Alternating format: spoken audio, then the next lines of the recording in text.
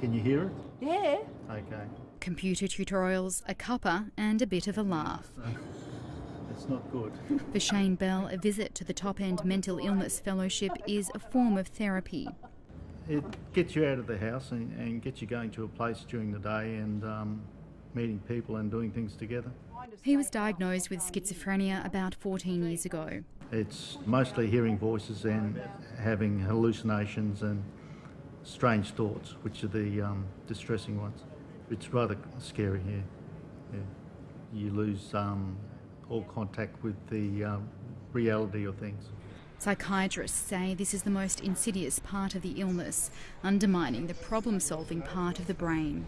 The brain helps us understand the universe. It's one of the most remarkable organs in the human body, and it's a very complex organ, which is why schizophrenia has a range of ways of manifesting itself. Medication means Shane no longer hears those voices, but a job is still beyond his reach. How does that feel? You just put up with it and try harder. And he's one of the lucky ones. What do you think it would be like if you were living in a remote part of Australia? No, I wouldn't do it. Schizophrenia rates in remote Aboriginal communities are 3 times higher than non-Indigenous people. Low levels of education, exposure to trauma during childhood, volatile substance abuse, increasing risk factors for psychosis. Mental health workers say this is compounded by a gap in remote mental health services. David Meldrum just launched these workshops, teaching people with schizophrenia and their carers how to lobby politicians to invest more in mental health community services.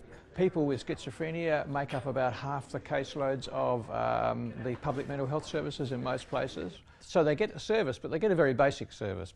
Federal funding for mental health has increased from $1.75 billion to more than $3 billion in the last 7 years.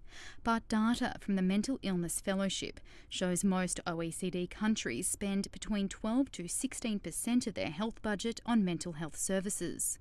Australia spends less than 8%.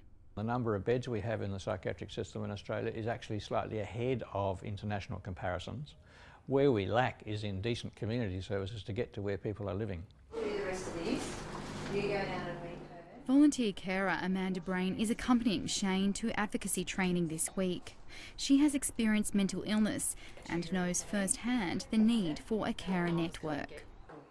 We've been through this before, where we've been to the doctors and no one's ever said, so how's the dynamics of the rest of the family going? Because it's a pod. She says carers are crucial to bringing schizophrenia sufferers out of hiding and into treatment or community programs. It's something in the brain, I don't know, it just makes me relaxed, it makes me just feel better. It's therapy. They hope their rehabilitation will get the support it needs. Catherine Gregory, ABC News.